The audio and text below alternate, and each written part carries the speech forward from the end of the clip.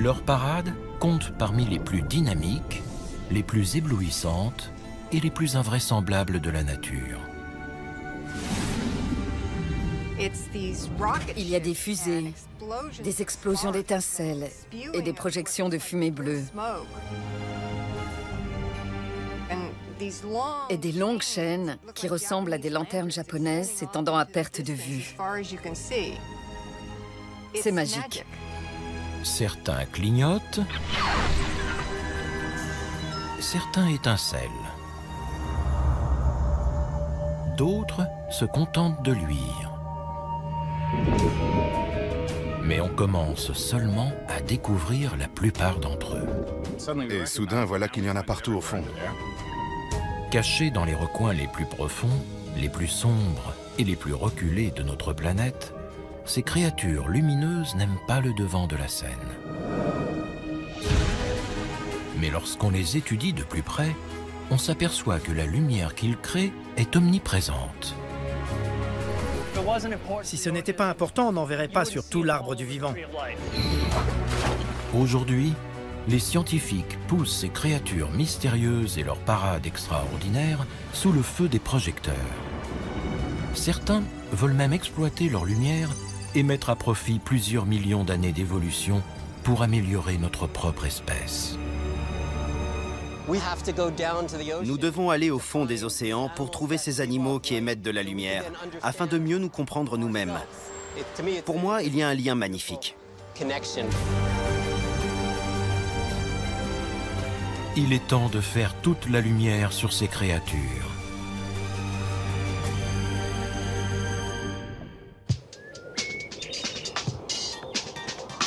C'est un des ingrédients de base de la vie.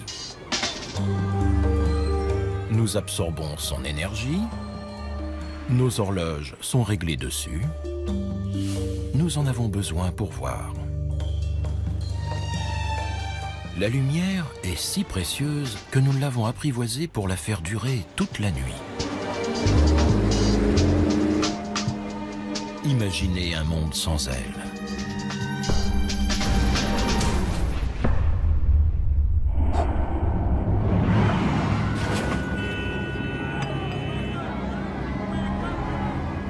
Mais tandis que nous maudissons l'obscurité, des milliers d'espèces ont développé une réponse plus éclairée.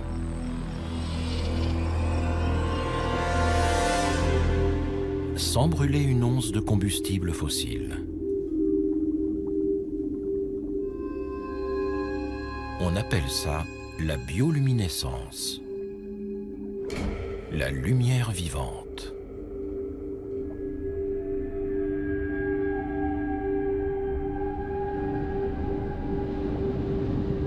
Depuis les vers luisants et les lucioles, jusqu'au plancton et aux méduses, elle illumine l'obscurité depuis des centaines de millions d'années.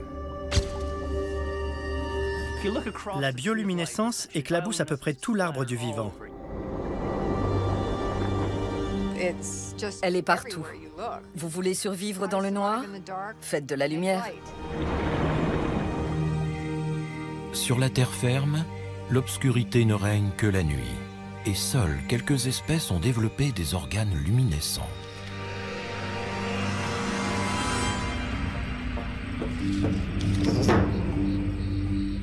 Mais si vous descendez dans les profondeurs abyssales de l'océan, là où réside la majeure partie des animaux de la planète, vous verrez que c'est une toute autre histoire. Ici, c'est 90% des formes de vie qui scintillent.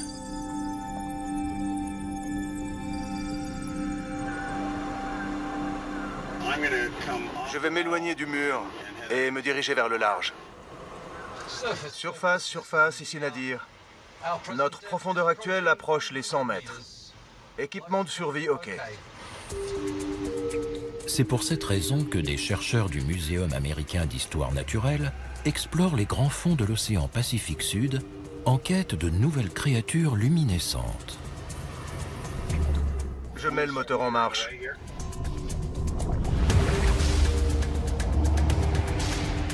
Ils ont traversé le monde pour plonger dans les eaux cristallines des îles Salomon.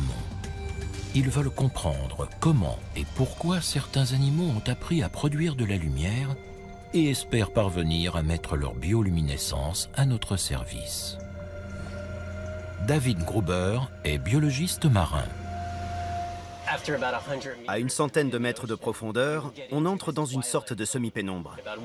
Environ 1% de la lumière pénètre jusque-là. Dès qu'on s'enfonce, on s'aperçoit que tous les poissons que l'on croise ont la capacité de clignoter et de communiquer en produisant leur propre lumière. Mais si la bioluminescence est courante dans cet environnement, elle n'en reste pas moins difficile à étudier, même avec un submersible.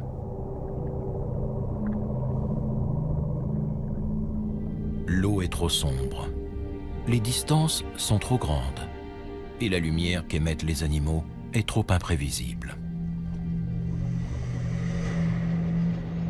Les conditions de travail sont déjà pénibles pour des biologistes marins, mais pour un neurobiologiste comme Vincent Piribone, c'est encore plus déstabilisant. Moi, je suis un rat de laboratoire, donc je dois avouer que c'est vraiment effrayant pour moi d'être ici. J'essaie de conserver mon sang-froid et de me concentrer sur la mission, sans trop penser au fait que j'ai plusieurs tonnes d'eau au-dessus de moi en ce moment. Je suis là pour la science, alors je continue.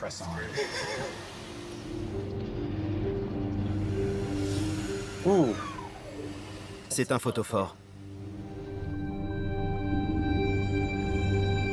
Cette expédition vise entre autres à développer une caméra plus performante en basse lumière. La bioluminescence sous-marine n'a été filmée que très rarement dans son élément. Nous avons acquis la plupart de nos connaissances en observant les animaux dans des réservoirs soigneusement éclairés à la surface.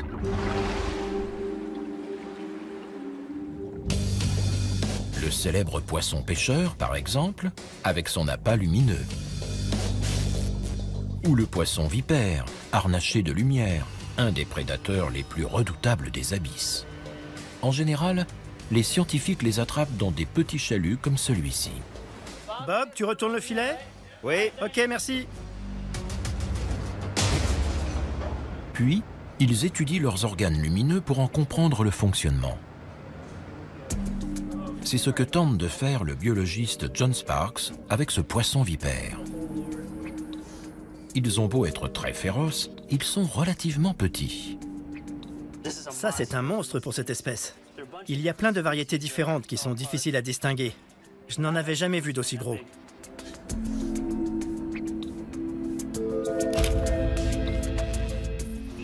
On en sait encore si peu. C'est frustrant. Il faut remonter les organismes en vie, c'est difficile. Et il faut photographier suffisamment d'espèces pour que ça ait du sens. Mais c'est compliqué pour nous de faire un vrai travail scientifique, parce qu'on a très peu de données.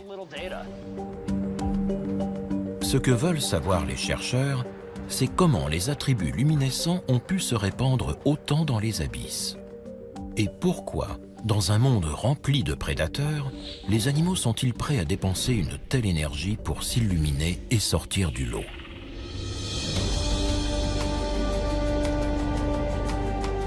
Eddie Weider est biologiste marin et elle s'intéresse à ces questions depuis plusieurs décennies. Spécialiste de la lumière vivante, elle a été l'une des premières à l'étudier sous l'eau. J'aimerais pouvoir décrire comment c'est en bas, pour permettre aux gens de le ressentir de la même manière que moi. Il y a des fusées, des explosions d'étincelles et des projections de fumée bleue et des longues chaînes de siphonophores qui sont comme des chaînes de méduses et qui ressemblent à des lanternes japonaises s'étendant à perte de vue. C'est magique.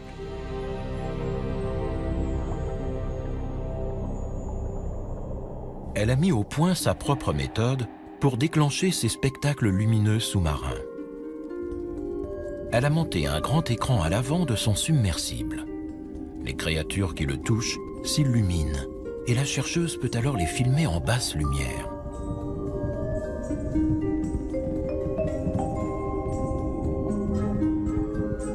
Au fil des ans, ce dispositif ingénieux a contribué à lever le voile sur certains des habitants les plus étranges des abysses. depuis les méduses jusqu'aux holothuries.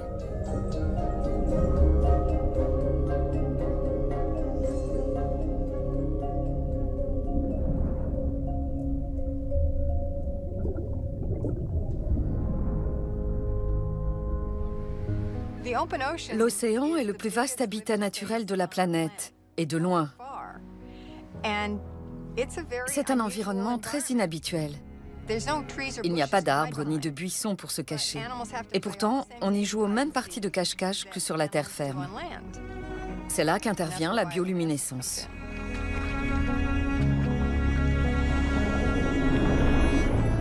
Dans ces profondeurs obscures, la lumière semble jouer un rôle essentiel. Et les êtres vivants ont appris à l'utiliser de différentes façons et pour différentes raisons.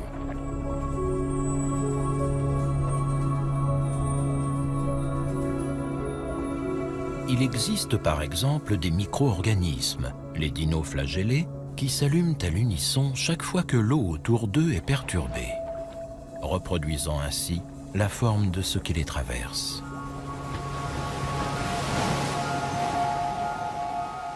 Ce spectacle inoubliable est réservé à quelques élus.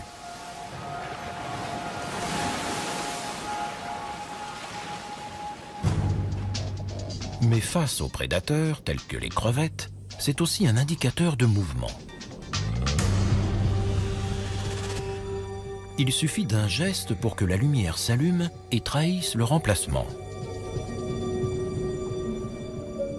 Quant aux prédateurs, ils deviennent à leur tour la proie de toutes sortes de créatures, comme la seiche.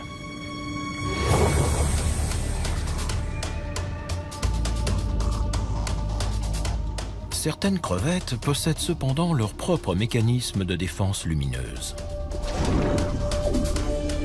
En cas d'attaque, elles envoient de grands éclairs de lumière pour désorienter l'ennemi. Beaucoup d'animaux sont capables d'utiliser la luminescence de cette manière. On a des crevettes qui projettent la lumière par la bouche, comme un dragon crachant du feu, pour aveugler temporairement leurs prédateurs tout en s'éloignant dans l'obscurité.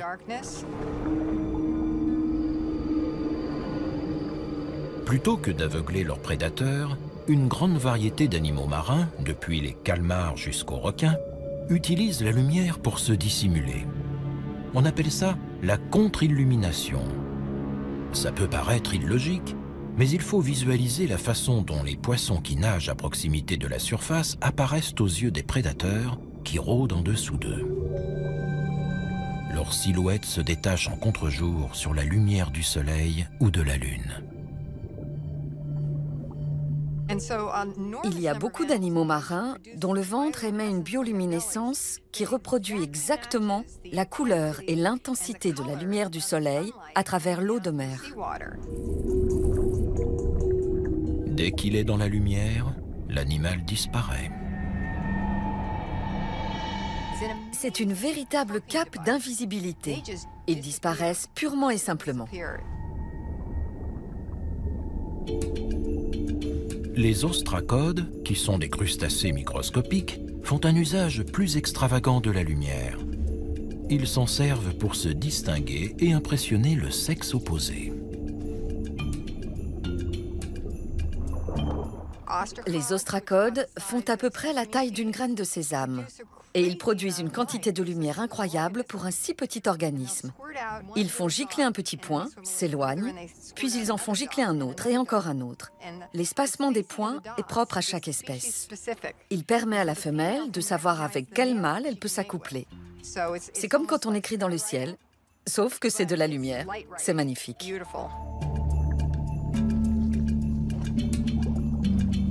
Mais la lumière ne sert pas qu'à séduire. De nombreux poissons l'utilisent pour se nourrir. C'est le cas d'une créature bioluminescente particulièrement célèbre.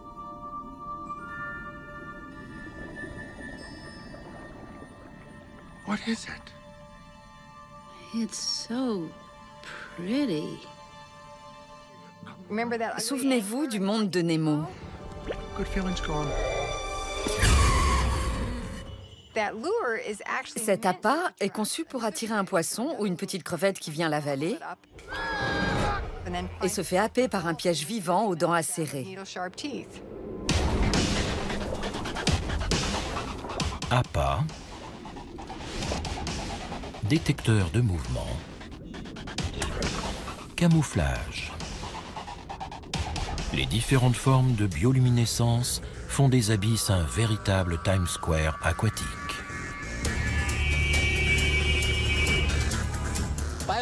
La bioluminescence était un outil disponible, et on s'est dit, on pourrait en faire ceci ou cela. Ils s'en servent pour trouver de la nourriture, pour ne pas être mangés, pour séduire, et enfin pour communiquer. Tout comme ces signaux communiquent avec nous. C'est très important non seulement pour l'individu, mais aussi pour l'espèce. Malgré les risques, la lumière illustre brillamment la théorie de Darwin sur l'évolution. Des bactéries jusqu'aux méduses et aux poissons, elle favorise la survie des êtres vivants. Cependant, la question reste entière. Comment la première étincelle de lumière vivante a-t-elle surgi ?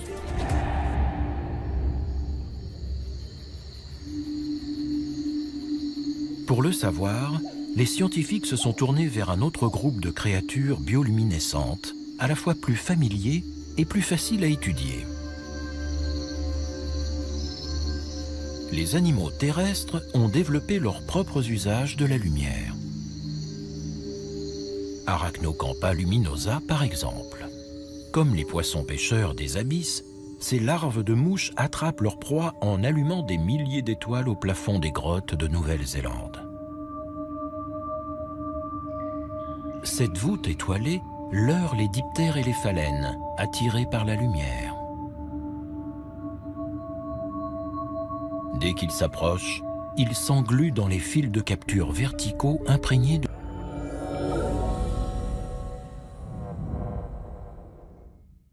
mucus.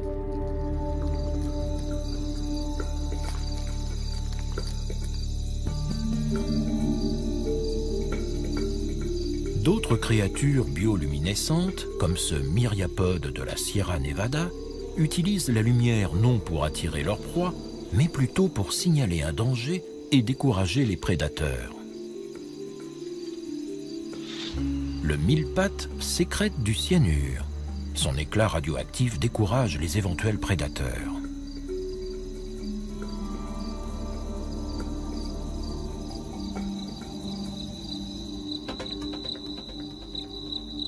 Et puis, il y a une parade qui nous est tout à fait familière.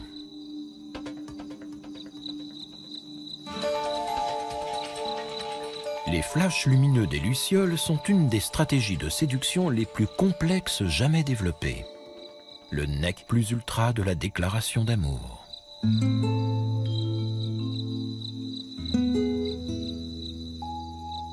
Les lucioles mâles déclenchent une réaction chimique dans leur abdomen qui leur permet de s'allumer et de s'éteindre à volonté.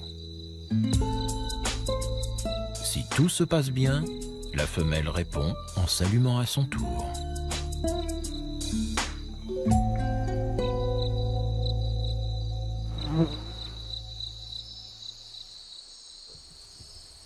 Biologiste à l'université de Floride, Mark Branham étudie ce langage amoureux sophistiqué depuis 15 ans. C'est comme déchiffrer un code. Un code secret en 2 parties. Quand on étudie soigneusement la séquence de ces flashs, on retrouve des caractéristiques normalisées. Ce sont sans doute les éléments du signal qui disent « J'appartiens à l'espèce suivante ». L'une des 2000 espèces que compte la famille des lucioles, qui sont en fait des coléoptères.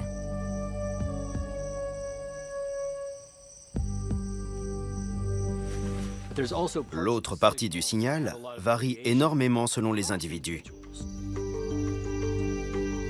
Cette deuxième série de flashs est personnalisée. La fréquence change d'un individu à l'autre au sein d'une espèce donnée. Les mâles disent aux femelles « J'appartiens à telle espèce et voici quelques informations sur moi ». Après, ce sont les femelles qui choisissent. Elles sont entourées de mâles qui clignotent et elles voient toutes sortes de variations dans les signaux. Certains sont plus sexy que d'autres et ce sont eux qui obtiennent un flash lumineux en réponse.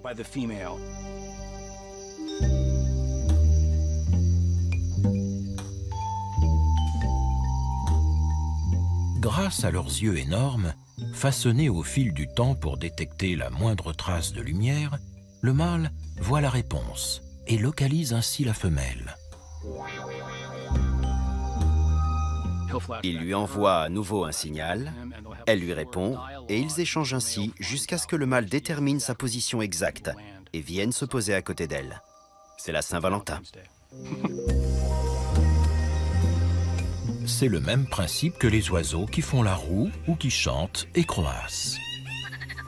Pour optimiser ses chances en matière de reproduction, il faut sortir du lot. Et la lumière est un excellent moyen d'aller droit au but. On ne peut pas rater un flash par une chaude nuit d'été.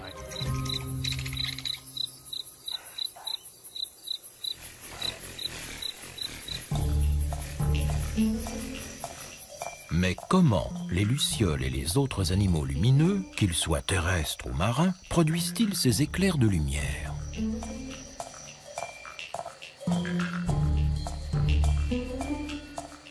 Les coléoptères luminescents ont été les premiers à nous éclairer sur la question. En 1885, alors qu'il travaille sur un cousin de la luciole appelé pyrophore, le biologiste français Raphaël Dubois parvient à identifier le mécanisme chimique de sa luminosité. C'est le résultat d'une réaction entre deux substances qu'il nomme d'après Lucifer, le porteur de lumière. La luciférine fait office de combustible, un peu comme de l'essence. Tandis que la luciférase, qui est une enzyme, déclenche la réaction à la manière d'une bougie. Lorsque ces deux substances sont associées en présence d'oxygène et d'autres éléments clés, elles réagissent. Et le surplus d'énergie est libéré sous forme de lumière.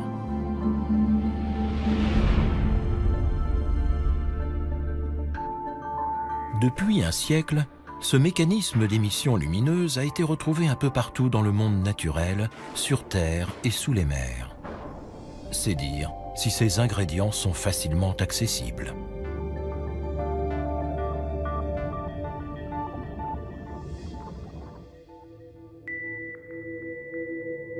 Les composants chimiques diffèrent d'une créature à l'autre, mais le principe du combustible et du déclencheur reste le même.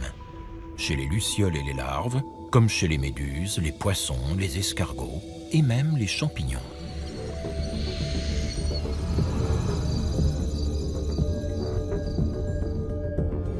C'est un phénomène si courant qu'il a évolué indépendamment sur différentes branches de l'arbre phylogénétique à plus de 40 reprises. Ça part des bactéries unicellulaires et ça remonte aux étoiles de mer et aux méduses, jusqu'aux vertébrés, aux poissons. Ça a évolué plusieurs fois sur différentes lignées. Si ce n'était pas important, on n'en verrait pas sur tout l'arbre du vivant. En matière de survie de l'espèce, rien ne peut rivaliser avec la lumière.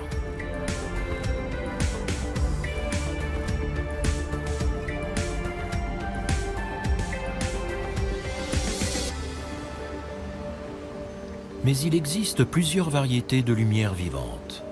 Dans les îles Salomon, les chercheurs du Muséum américain d'histoire naturelle se préparent à l'étudier sous une autre forme.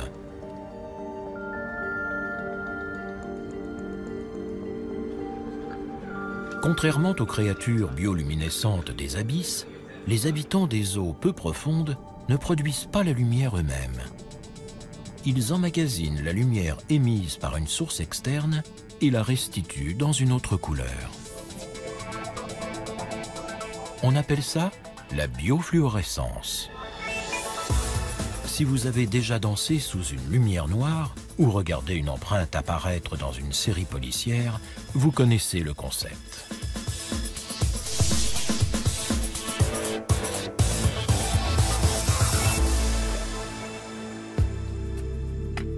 Les substances chimiques fluorescentes ont une façon particulière d'absorber la lumière.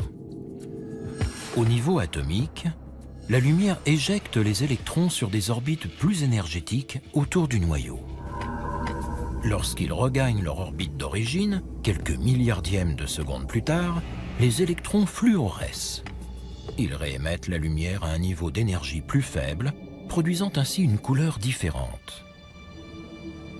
Les animaux fluorescents fonctionnent de la même manière. Sauf que ces composants chimiques, en général des protéines fluorescentes, sont présents dans leur peau et d'autres tissus. La biofluorescence est une propriété étrange. Ces animaux ne produisent pas de lumière. On leur envoie une lumière d'une couleur et ils en produisent une autre. C'est un phénomène rare. Contrairement à la bioluminescence, la biofluorescence nécessite la réunion de certaines conditions pour avoir lieu dans la nature. Pour commencer, elle a besoin de la lumière du soleil. Mais pas telle que nous la connaissons à la surface. Lorsqu'elle touche le sol, la lumière du soleil contient toutes les couleurs de l'arc-en-ciel, comme on peut le voir en l'observant à travers un prisme. Chacune de ces couleurs correspond à une longueur d'onde spécifique. Mais dès que la lumière entre dans l'eau, les choses se corsent. L'eau agit comme un filtre et les différentes longueurs d'onde n'y pénètrent pas toutes à la même profondeur. Les grandes longueurs d'onde, comme les rouges et les oranges, sont les premières à disparaître. Puis les jaunes et les verts, pour finir avec un océan de bleu. Cette lumière d'un bleu très pur est le déclencheur idéal de la fluorescence. Ils prennent la lumière bleue qui leur parvient dans l'océan et la convertissent en vert et en rouge.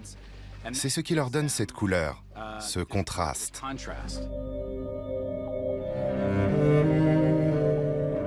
Selon leur composition chimique, les protéines fluorescentes émettent différentes couleurs, qui peuvent toutes être difficiles à voir. Des filtres spéciaux sont nécessaires pour empêcher la lumière visible de les camoufler. Ça explique sans doute que ce phénomène soit passé inaperçu pendant si longtemps. On ignore encore comment les animaux utilisent la fluorescence. Chez les coraux, où elle semble être omniprésente, elle pourrait agir comme une sorte d'écran protecteur en défléchissant les rayons UV nocifs du soleil ou en absorbant les sous-produits dangereux de la photosynthèse. Un corail, c'est un rocher recouvert de quelques couches cellulaires bourrées de protéines fluorescentes. Ces animaux consacrent beaucoup d'énergie à les produire. Pourquoi? C'est un mystère.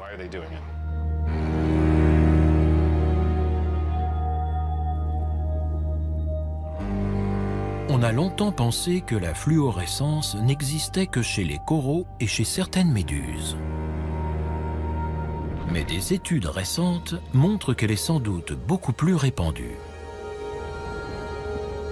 Et en 2012, alors qu'il filme une mosaïque de coraux fluorescents dans les îles Caïmans, David Gruber et John Sparks font une incroyable découverte.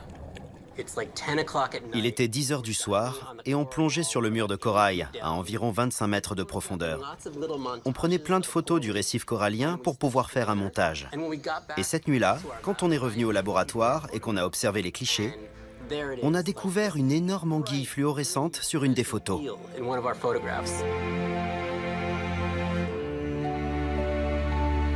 C'est la première fois qu'ils voient un poisson fluorescent. On s'est demandé ce que c'était. On croyait que le photographe qui nous accompagnait avait utilisé Photoshop pour nous faire une blague. Non. J'augmente la lumière. Au départ, on n'y a pas cru. On pensait qu'il devait y avoir une saleté sur l'objectif. En fait, il y avait une anguille fluorescente qui s'était incrustée sur notre photo. Je m'approche d'eux. L'anguille leur ouvre les portes d'un nouveau monde. Ça continue à s'allumer. Armés de lumière bleue et de filtres jaunes, ils commencent par traquer la fluorescence près de chez eux, dans les aquariums. Ah, lui là. et ils la découvrent partout, tout le long de la chaîne alimentaire. Non, regardez ça. Chez les hippocampes,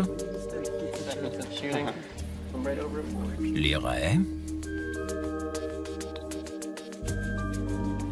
et même certains requins. Ah, pas mal. T'as filmé le requin? Qu'est-ce qu'il brillait? Autant de créatures qui cachaient leur véritable couleur. C'est fluorescent, on le voit d'ici. On se demande comment on a pu passer à côté de ça. Tout ce qu'on voit, c'est un poisson coloré. Pour savoir qu'il est fluorescent, il faut se poser la question, mais quand on commence à chercher, c'est partout.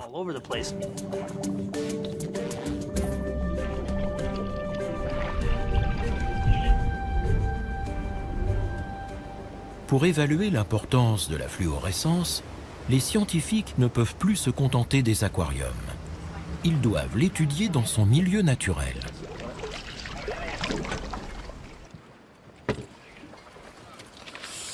C'en est plein. J'ai coupé un morceau de récif. Ces petites créatures sont des blennies. Ce qui est bien, c'est que tous ces groupes sont très fluorescents. Ces poissons se ressemblent, mais ils appartiennent à des espèces distinctes. Et si on les met sous une lumière fluorescente, ils sont très différents. Dans le bleu monotone des profondeurs sous-marines, les taches et les rayures fluorescentes sont peut-être comme des codes-barres qui indiquent en secret l'identité de leurs propriétaires à d'éventuels partenaires.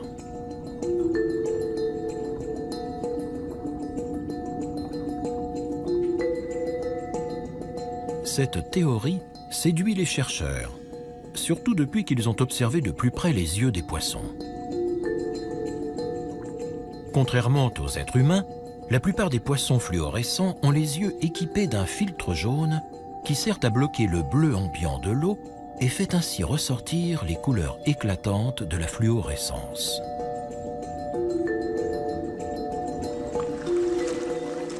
Ce monde qui nous était invisible serait donc flagrant pour les poissons.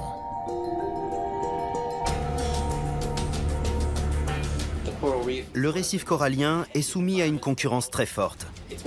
La biodiversité y est très importante et toutes ces créatures se disputent l'espace. La fluorescence leur permet d'enrichir leur environnement. Et on commence seulement à découvrir le monde qu'ils voient depuis des millions d'années. On va faire un test. Amenez le patient.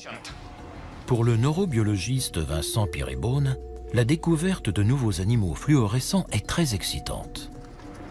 Incroyable. C'est génial. Il s'intéresse en particulier aux protéines qui font fluorescer les poissons. Il espère s'en servir pour tracer des cellules nerveuses vivantes afin de cartographier le cerveau humain.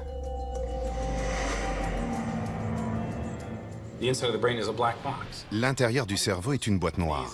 C'est sûrement l'instrument le plus extraordinaire qui existe. Rien ne s'approche des capacités du cerveau humain.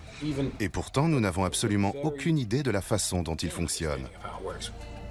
On est donc allé dans l'océan chercher des protéines qu'on pourra mettre dans les cellules nerveuses pour les rendre lumineuses. Et en interprétant ces informations, on saura comment le cerveau fait ce qu'il fait. Les scientifiques ont recours aux protéines fluorescentes pour étudier les mécanismes internes des cellules. Ces travaux ont débuté avec la protéine fluorescente verte, ou GFP, isolée pour la première fois chez cette méduse. La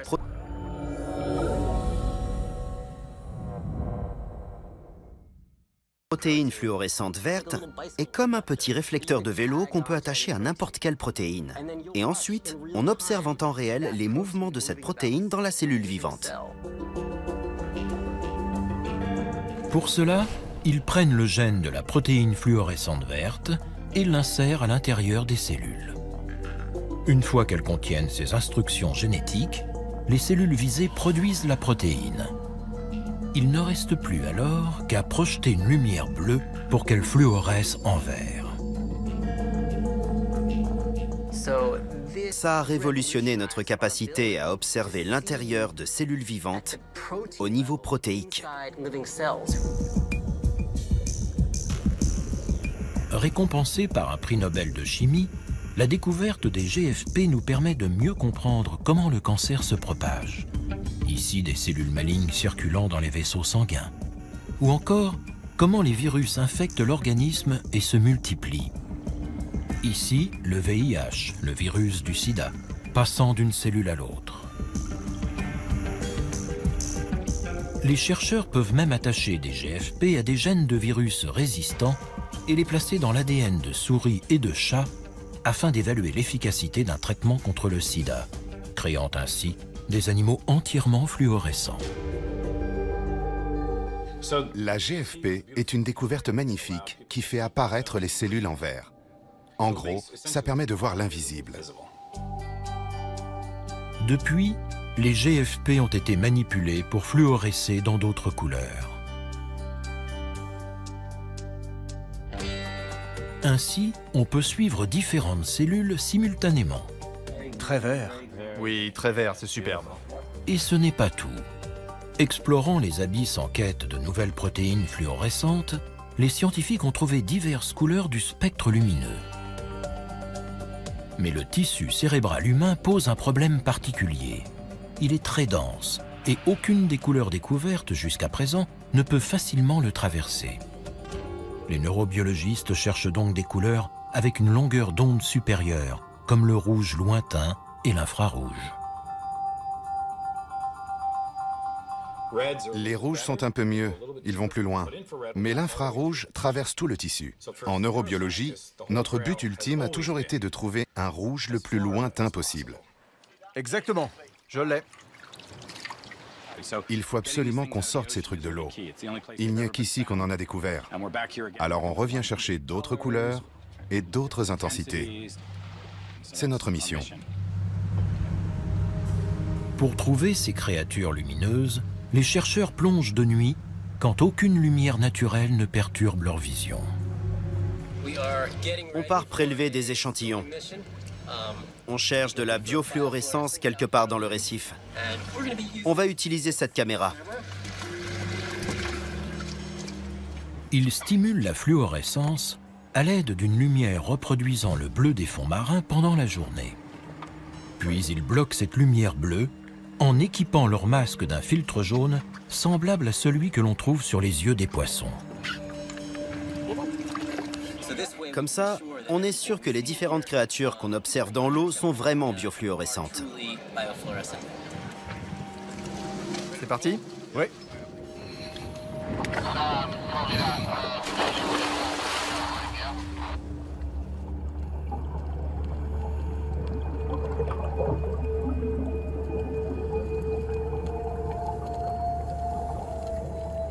Les plongeurs doivent descendre à environ 30 mètres de profondeur pour atteindre cette zone particulière baignée de bleu pendant la journée. C'est le meilleur endroit pour trouver des animaux fluorescents.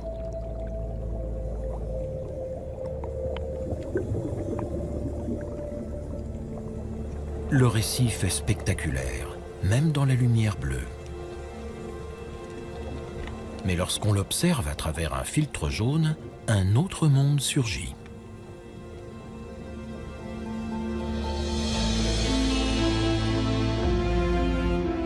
Un paysage fantastique en technicolor.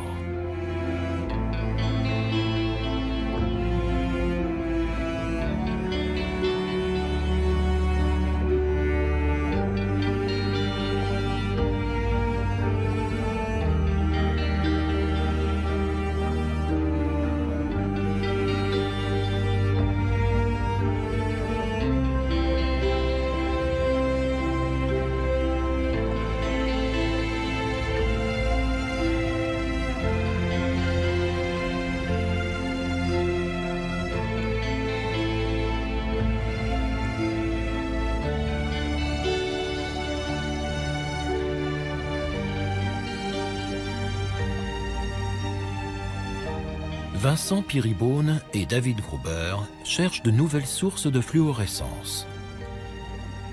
On observe attentivement le récif et on voit quelque chose. Tout est noir, sauf ces animaux qui restituent la lumière. Coraux, crinoïdes, anémones, poissons, tous restituent la lumière. Je n'ai qu'à prélever un petit morceau de chaque animal pour séquencer tout son génome et obtenir les informations génétiques dont j'ai besoin.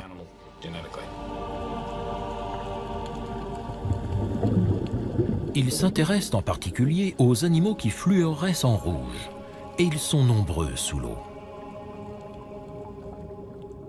Mais ils ne sont pas tous utilisables. Pour produire cette couleur rouge, certains ont recours à une combinaison de protéines qui rend l'observation du cerveau trop compliquée. Pour optimiser leurs chances, les biologistes prélèvent un maximum d'échantillons. Après toi. Tu veux bien arrêter le moteur pour moi et t'éloigner du mur? T'étais pas tout seul en bas. Oui, il y avait beaucoup de requins. Je filmais et j'étais là à lui faire de grands signes. Celui qui ressemble à une feuille, là. C'est dingue, t'as vu? On dirait un sapin de Noël. Et j'en ai un autre comme ça. Allons les observer, c'était extraordinaire.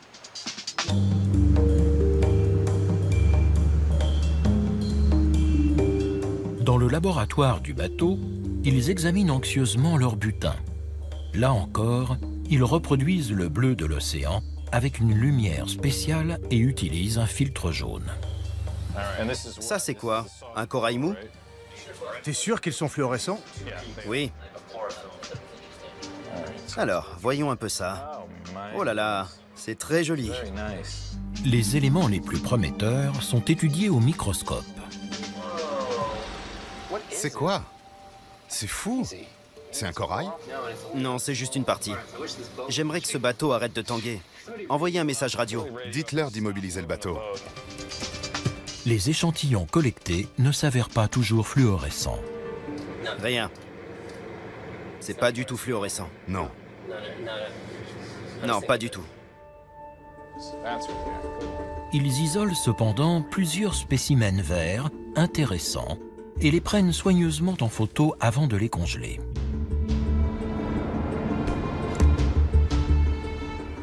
Et puis enfin... Ça y est. Du rouge. C'est magnifique. C'est la protéine fluorescente rouge qu'on cherche.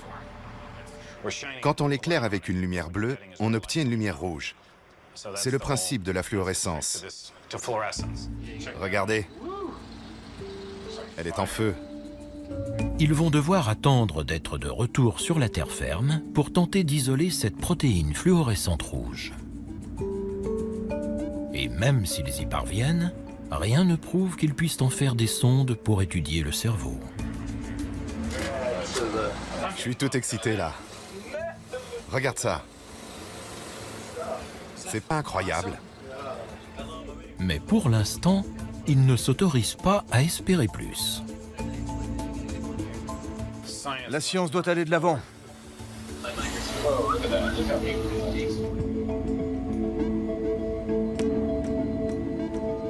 De retour à New York, John Sparks et David Gruber récupèrent leurs échantillons dans le congélateur du Muséum américain d'histoire naturelle.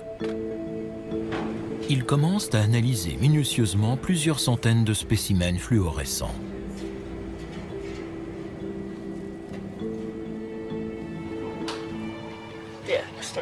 Depuis la découverte de la première anguille, il y a à peine quelques années, les scientifiques ont répertorié plus de 200 espèces de poissons fluorescents. La biofluorescence est présente dans tout l'arbre du vivant. Et comme pour la bioluminescence, on dirait que quelqu'un l'a jetée sur l'arbre et qu'elle s'y est accrochée de façon aléatoire. Il s'agit maintenant d'extraire les protéines de ces différentes créatures en commençant par un peu de tissu. On veut juste isoler un petit morceau du tissu fluorescent. Rien d'autre. Le tissu externe. De là à là. Parfait. Et maintenant, on le met là.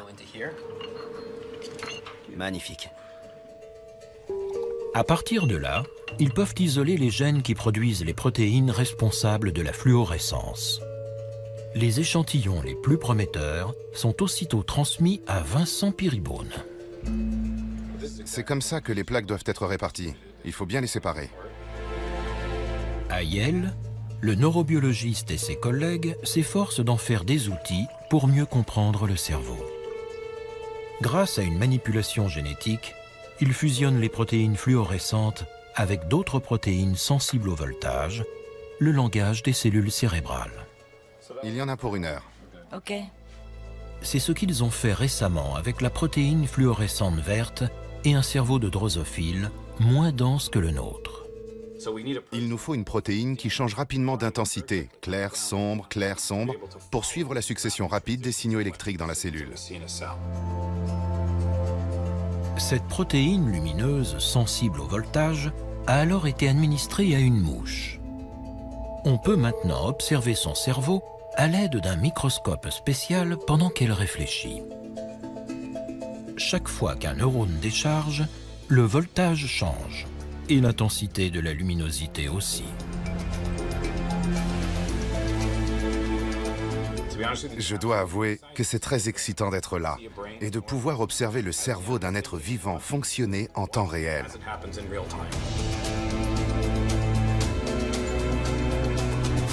Contrairement aux scanners traditionnels qui mesurent l'activité de l'ensemble du cerveau, ces éclairs lumineux et colorés sont les premières images directes de l'activité électrique de neurones individuels dans un cerveau vivant. La base de tout comportement. Là, c'est une mouche qui découvre une nouvelle odeur, qui s'endort, qui s'éveille. Jusqu'à présent, les scientifiques n'ont pu visualiser qu'une poignée de neurones, très loin des 86 milliards qui font fonctionner le cerveau humain. Mais selon Vincent Peerybone, c'est une avancée conséquente pour comprendre comment notre cerveau gouverne nos actes et conditionne nos pensées. L'activité des cellules nerveuses détermine la conscience, la mémoire, le comportement, la personnalité. Tout ce qu'on fait découle de là. Ne pas comprendre ça, c'est un crime. Aujourd'hui, grâce à ces sondes, on va pouvoir enregistrer chaque neurone.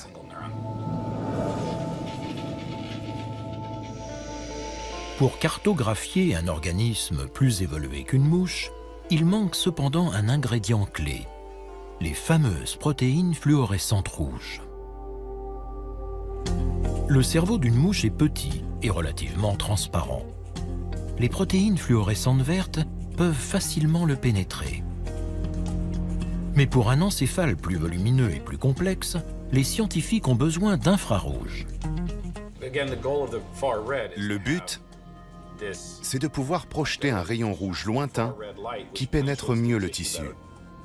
Tout le monde veut du rouge.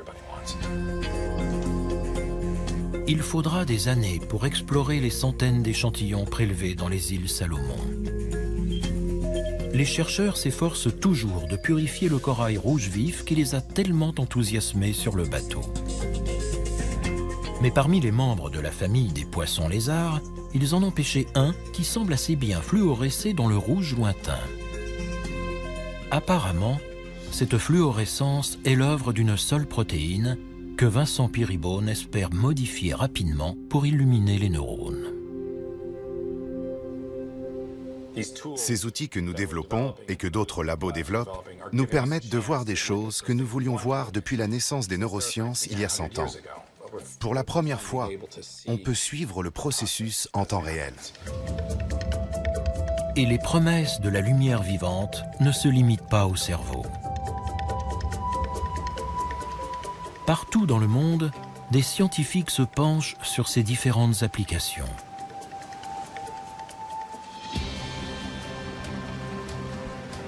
En Floride, Eddie Weider utilise des bactéries bioluminescentes pour mettre en évidence la pollution. Les toxines présentes dans l'eau polluée interfèrent avec la faculté des bactéries à produire de la lumière. Plus l'eau est polluée, plus la lumière est faible. On a donc une mesure relative de la toxicité.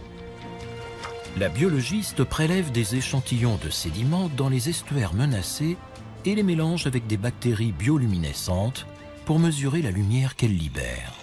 Cette méthode permet de détecter la pollution rapidement et à moindre coût. D'autres chercheurs ont modifié des gènes de lucioles dans l'espoir de créer des arbres bioluminescents qui éclaireront peut-être nos villes un jour. Un autre laboratoire a utilisé des bactéries marines pour produire un éclairage sans électricité. Et même si l'on est très loin d'un traitement contre le cancer ou d'une cartographie du cerveau, une entreprise a mis la bioluminescence à la portée du grand public avec une glace vert fluorescent qui coûte la bagatelle de 200 € la boule.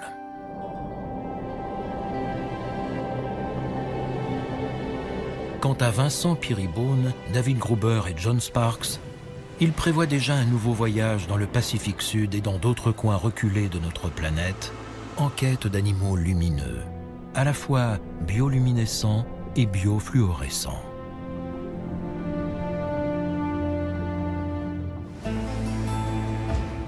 Les êtres humains ne peuvent pas les fabriquer ex nihilo.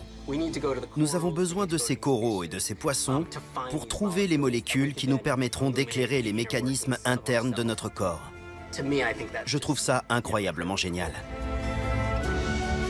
Nous commençons seulement à découvrir les lumières cachées de ce monde mystérieux. Qui sait quelles splendeurs éblouissantes nous attendent encore? Mais grâce à ces incroyables créatures, notre espèce semble désormais promise à un brillant avenir.